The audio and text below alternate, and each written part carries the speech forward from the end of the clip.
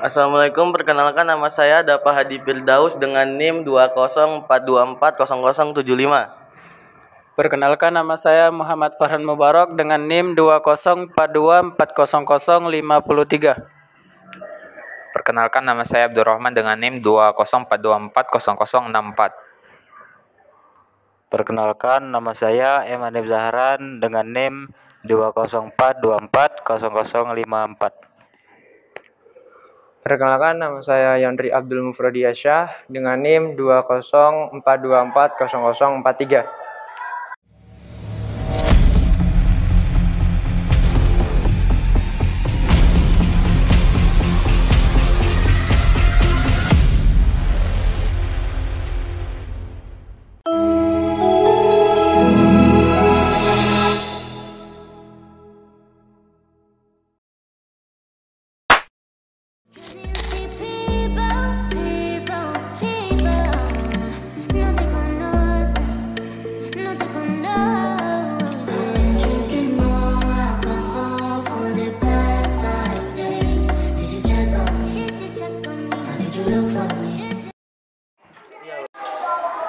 Assalamualaikum warahmatullahi wabarakatuh. Waalaikumsalam warahmatullahi wabarakatuh. Kami di sini ingin mewawancarai dari guru kelas SDN 224 Kota Jambi.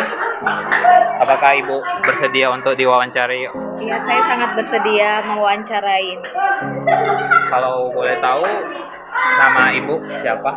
Nama saya Vivi Gustina. Di sini saya sama anak-anak dipanggil Teacher Vivi. Teacher Vivi. Iya, saya ngajar kelas 5B. Kelas 5. Iya. Kalau boleh tahu, Ibu sudah berapa lama mengajar di sekolah ini? Kalau di sekolah ini sudah hampir 6 tahun lebih. 6 tahun lebih. Dari tahun 2019. Dari tahun 2019, iya. Sebelumnya saya pernah ngajar ya dari honorer cuman di SD lain. Cuma penempatan PNS-nya di SD Negeri 224 Kota Jambi. Di dalam mengajar, metode seperti apa yang Ibu lakukan untuk mengajar siswa? Oke, saya di sini menerapkan metode contextual teaching learning, di mana pendekatan contextual teaching learning ini adalah pendekatan di mana pembelajaran itu dikaitkan dengan aktivitas sehari-hari siswa, pengalaman siswa. Jadi pembelajarannya itu lebih nyata bagi siswa. Misalnya nih, mereka belajar tentang tema pasar. Nah, jadi di sini saya mengaitkan pembelajaran itu di mana anak-anak itu pernah pergi ke pasar bersama orang tuanya atau ke mall. Nah, disitulah mereka menjadi tahu gimana proses pembelajaran itu yang dialami mereka. Jadi mereka lebih mengerti pembelajaran itu dengan dikaitkan dengan kehidupan mereka sehari-hari. Oh, jadi berarti intinya siswa itu Ibu mengajarkan untuk mengaitkan kehidupan sehari-hari di dalam belajarnya. Iya, benar sekali. Jadi pembelajaran itu lebih bermakna, lebih kontekstual bagi mereka, dan pembelajaran itu lebih menyatu dan lebih mereka jadi mendapat permasalahan di dalam kehidupan. Terus di mana mereka di situ bisa memecahkan masalah sendiri. Nah, jadi mereka lebih memahami pembelajaran dan dikaitkan dengan kehidupan sehari-hari mereka, di mana nanti mereka akan menemukan kehidupan yang lebih di kehidupan mereka ke depannya gitu. Jadi pembelajarannya lebih bermakna dan lebih menyentuh sama mereka gitu. Untuk itu Bu, di dalam mengajar apakah ada kesulitan tersendiri Bu untuk menghadapi siswa yang hyperaktif gitu? Kalau namanya anak-anak itu kan memiliki karakteristik masing-masing berbeda-beda. Ada yang pendiam, ada yang aktif, terus ada yang mereka itu interaktif. Jadi di dalam kelas tuh pasti ada. Misalnya anak yang hiperaktif. Jadi di sini saya lebih melakukan pendekatan kepada mereka. Misalnya mereka ada ribut, saya lebih menasihati secara bersama-sama gitu. Terus kalau ada yang teman mereka yang kesulitan, mereka belajarnya tuh namanya student center. Jadi nggak hanya teacher center, jadi student center di mana teman sejawatnya mengajari teman yang mengalami kesulitan gitu. Jadi sumber pembelajaran mereka tuh nggak hanya dari guru saja, tetapi dari lingkungan, dari sumber-sumber pembelajaran yang lain di lingkungan sekolah kan pasti banyak pembelajaran yang mereka bisa dapatkan gitu. Nggak hanya dari buku aja, jadi guru aja, jadi teman-teman mereka bisa jadi pembelajaran juga buat mereka. Jadi intinya student center gitu. Kalau bisa dibilang tutor sebaya ya. Tutor sebaya, benar, teman sebaya ya. Baik Bu, izin bertanya Bu, apa tantangan yang sering Ibu hadapi saat mengajar di kelas Bu? Tantangan siswa-siswa yang seperti siswa yang nakal atau gimana? Tantangan siswa yang nakal itu pasti ada kan, namanya siswa dan murid itu kan ada karakteristiknya berbeda-beda.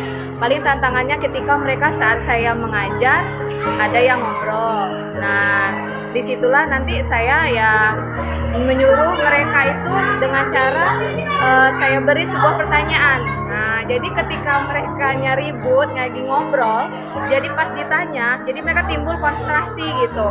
Dia jadi berpikir, oh, nah, ketika nanti kalau saya ribut, saya malah ditanya ibu guru gitu. Jadi mereka lebih konsentrasi. Dan terus tantangan berikutnya ketika ada anak yang dia itu mungkin di rumah itu sudah ada masalah di rumah, jadi mereka cenderung kayak nggak fokus belajarnya. Nah, disitulah saya tuh biasanya nanti pada saat di luar pembelajaran saya ajak itu anaknya itu ngobrol sama saya, tadi kenapa nggak fokus gitu kan. Pasti dia bakalan bercerita apa permasalahan di dalam pembelajaran dia itu. Palingan ya kalau sebatas ada masalah di kelas saya selesain. Teman kalau ada permasalahan di rumah biasa saya akan ngajak orang tuanya datang ke sekolah, terus saya ngobrol face to face. Habis itu ya insya Allah pembelajaran itu bisa berjalan dengan baik gitu aja sih. Kalau misalkan ada anak-anak yang bertengkar, nah itu palingan nanti saya nasihatin anaknya tersebut, ya insya Allah semuanya berjalan lancar. Alhamdulillah kalau saya ngajar di sini anak-anaknya itu lumayan bagus. Kalau untuk ribut itu biasa sih kalau menurut saya kan. Jadi gimana saya tuh bisa membuat anak tuh lebih perhatian. Jadi pembelajarannya itu lebih menarik sih, pakai media, pakai infokus, pakai video. Jadi anak-anak tuh belajarnya tuh nggak bosan gitu. Kita aja sih. Terima kasih Bu. Iya. Ibu memberikan suatu materi. Nah, siswa-siswa ini banyak yang belum paham. Apakah Ibu membiarkan siswa itu mencari tahu materi itu sendiri atau Ibu menjelaskan dengan terus terang lagi, Bu? Kalau saya itu kan saya tadi udah memberi penjelasan tentang apa metode pembelajaran saya kan. Saya menggunakan metode contextual teaching learning, di mana pembelajaran itu kan anak-anak ada yang namanya inquiry, terus collaborating, terus mereka juga mencari permasalahan. Nah, di situ pembelajaran itu saya akan mereka akan saya beli suatu permasalahan, terus mereka akan mencari tahu permasalahan itu dengan secara bersama-sama berkelompok gitu. Nah, jadi materinya ketika mereka tidak mengerti, nah disitulah nanti saya akan mereka berkelompok itu jadi teman sejawat. Nah, mereka ini seandainya dari mereka kelompok itu mereka ada kesulitan untuk menyelesaikannya, saya akan menerangkan lagi materi apa yang mereka tidak mengerti gitu. Dan juga saya akan memberikan suatu apa ya, misalkan sekarang kan pembelajarannya nggak hanya di buku aja. Sekarang kan anak udah ini ya metode Gen Z ya. Nah, anak-anak itu udah tahu yang namanya internet. Nah, jadi mereka bisa men-searching pembelajaran itu lewat internet itu. Jadi ada sebagian anak-anak yang memang saya tuh mengizinkan anak untuk membawa tapi sekedar untuk belajar. Tapi setelah mereka selesai belajar, mereka naruh HP-nya itu di dalam kelas mereka gitu. Nah, jadi pembelajaran itu nggak hanya dari guru aja, bisa dari lingkungan sekolah, bisa dari media internet atau sumber-sumber dari internet gitu aja sih. Baik Bu, terima kasih. Ya. Baik, sangat jelas. Terima kasih sudah berkenan kami wawancara Ibu. Oke, terima kasih kembali. Semoga nanti dari Kementerian ya Republik Indonesia YIN bisa menyelesaikan kuliahnya dengan baik dan sangat baik, mendapatkan nilai yang cum laude dan besok mendapatkan pekerjaan yang dicita-citakan. Terima kasih Bu. Sama-sama.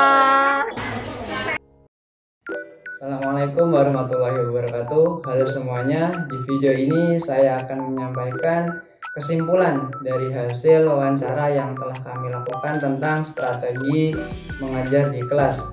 Jadi yang pertama itu dalam mengajar, narasumber menggunakan pendekatan contextual teaching and learning.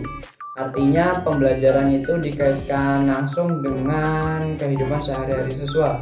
Jadi lebih mudah dipahami dan terasa nyata bagi mereka. Lalu ketika menghadapi siswa yang hyperaktif atau memiliki karakter yang berbeda-beda, guru itu melakukan pendekatan secara personal, misalnya dengan ngobrol santai dan menasihati secara perlahan. Selain itu, pembelajaran juga berbasis student center, di mana siswa itu bisa saling bantu dalam memahami materi. Jadi tidak terfokus hanya dari seorang guru. Tantangan lainnya adalah ketika menghadapi siswa yang nakal atau tidak fokus. Salah satu cara mengatasinya adalah dengan memberi pertanyaan yang membuat mereka berpikir atau mengajak ngobrol secara pribadi untuk tahu masalah yang sedang mereka alami. Intinya pendekatan yang dilakukan lebih ke arah komunikasi yang baik dan empati. Guru juga menerapkan metode diskusi kelompok, di mana siswa diajak menyelesaikan sebuah permasalahan secara bersama-sama. Sehingga ini membuat mereka belajar bekerja sama dan berpikir kritis. Dan terakhir, penggunaan internet dalam pembelajaran juga diperbolehkan, namun ada batasan agar tidak disalahgunakan. Jadi itulah beberapa strategi mengajar yang digunakan oleh narasumber dalam wawancara kami. Semoga bisa menginspirasi kita semua dalam dunia pendidikan. Burung merpati terbang ke awan hingga sejenak di dahan yang rindang. Video ini sampai di penghujung siaran. Thanks for watching and see you next time. Having no regrets is all that